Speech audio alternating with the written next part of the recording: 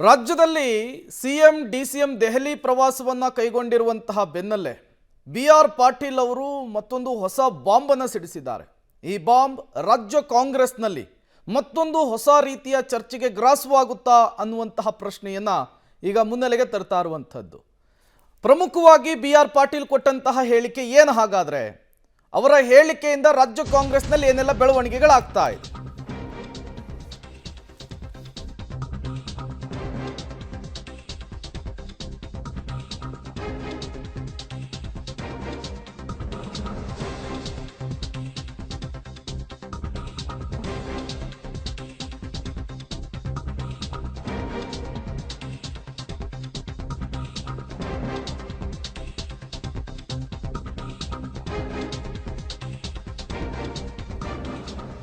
CM ಆಪ್ತ ಸಲಹೆಗಾರ B R Patil ಹೊಸ ಬಾಂಬ್ ಒಂದನ್ನು ಸಿಡಿಸಿದ್ದಾರೆ. ಸಿಎಂ ಸಿದ್ದರಾಮಯ್ಯ 5 ವರ್ಷ ಇರ್ತಾರೋ ಇಲ್ವೋ ಗೊತ್ತಿಲ್ಲ. ಸಿಎಂ ಸಿದ್ದರಾಮಯ್ಯ 5 ವರ್ಷ ಇರಬೇಕು ಅಂತ ಬಯಸ್ತೇವೆ. ಆದರೆ ಹೈಕಮಾಂಡ್ ಏನ್ ನಿರ್ಧಾರ ಮಾಡುತ್ತೋ ಗೊತ್ತಿಲ್ಲ.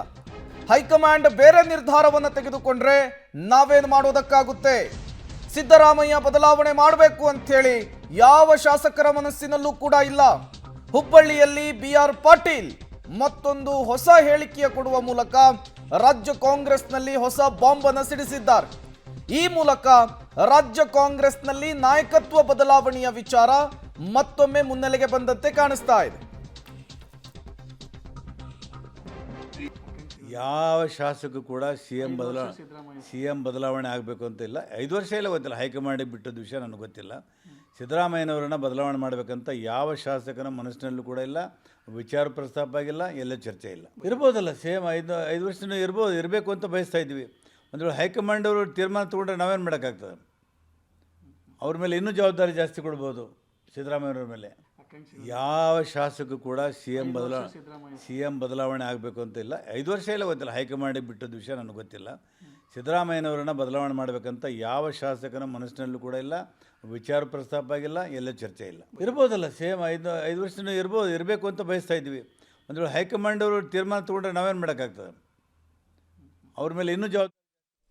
ಮತ್ತಷ್ಟು ಡೀಟೇಲ್ಸ್ ಅನ್ನು ಕೊಡ್ತಾರೆ ನಮ್ಮ ಪ್ರತಿನಿಧಿ ಸುನಿಲ್, ದೂರವಾಣಿ ಸಂಪರ್ಕದಲ್ಲಿ ಜಾಯಿನ್ ಆಗಿದ್ದಾರೆ. ಸುನಿಲ್, ರಾಜ್ಯ ಕಾಂಗ್ರೆಸ್ನಲ್ಲಿ ನಾಯಕತ್ವದ ಬದಲಾವಣೆಯ ವಿಚಾರ ಒಂದು ರೀತಿ ಬೂದಿ ಮುಚ್ಚಿದ ಕೆಂಡ, ಆಗಾಗ ಹೊಗೆ ಆಡ್ತಾನೆ ಇರುತ್ತೆ, ಈ ರೀತಿ ಬೆಂಕಿ ಹತ್ಕೊಳ್ತಾನೆ ಇರುತ್ತೆ. ಈಗ ಬಿಆರ್ ಪಾಟೀಲ್ ಅವರು ಮತ್ತೊಮ್ಮೆ ನಾಯಕತ್ವ ಬದಲಾವಣೆಯ ವಿಚಾರವನ್ನು ಪ್ರಸ್ತಾಪಿಸಿರುವಂಥದ್ದು ಯಾವ ಅರ್ಥದಲ್ಲಿ ಈ ಹೇಳಿಕೆ ಕೊಟ್ಟಿರುವಂಥದ್ದು ಅಂತೇಳಿ? ನಿಜಕ್ಕೂ ಕೂಡ ಬೇರೆ ಒಂದು ಸಚಿವರು ಅಥವಾ ಬೇರೆ ಯಾರು ಮಾತನ್ನ ಹೇಳಿದ್ರೆ ಅಷ್ಟು ಮಹತ್ವ ಬರ್ತಾ ಇರಲಿಲ್ಲ.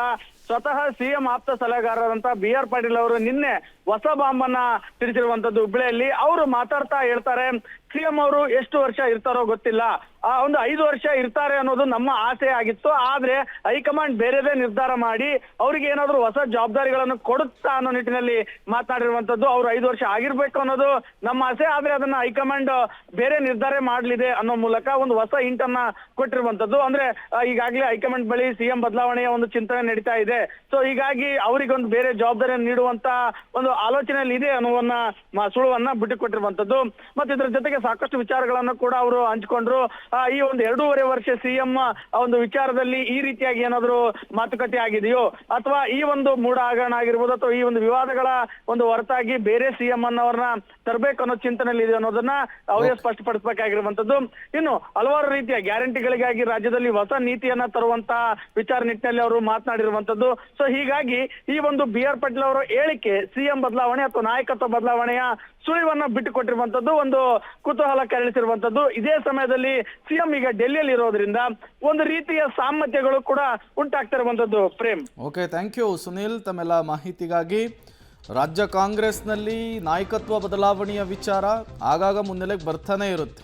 ಈಗ ಬಟ್ ಸಿಎಂ ಆಪ್ತ ಸಲಹೆಗಾರ ಬಿಆರ್ ಪಾಟೀಲ್ ಅವರೇ ಹೇಳಿಕೆ ಕೊಟ್ಟಿರೋದ್ರಿಂದ ಸಹಜವಾಗಿಯೇ ಇದಕ್ಕೊಂದಿಷ್ಟು ರೆಕ್ಕೆ ಪುಕ್ಕಗಳು ಬರುವಂತಹ ಸಾಧ್ಯತೆ. ಬಟ್ ಗಾಳಿಯಲ್ಲಿ ಗುಂಡೊಡೆಯುವಂತಹ ಕೆಲಸ ಆಯ್ತವಾ, ಆ ರೀತಿಯ ಒಂದು ಹಿಂಟ್ ಬಿಆರ್ ಪಾಟೀಲ್ ಅವರಿಗಿತ್ತ, ಏನೆಲ್ಲ ಬೆಳವಣಿಗೆಗಳಾಗುತ್ತೆ ಅನ್ನೋದು ತುಂಬ ಕುತೂಹಲ ಕಾರಣವಾಗ್ತಾ ಇದೆ. ಒಂದು ಕಡೆ ಸಚಿವ ಸಂಪುಟದ ಪುನರ್ರಚನೆಯ ವಿಚಾರ ದೊಡ್ಡ ಮಟ್ಟದಲ್ಲಿ ಸದ್ದು ಮಾಡ್ತಾ ಇದೆ.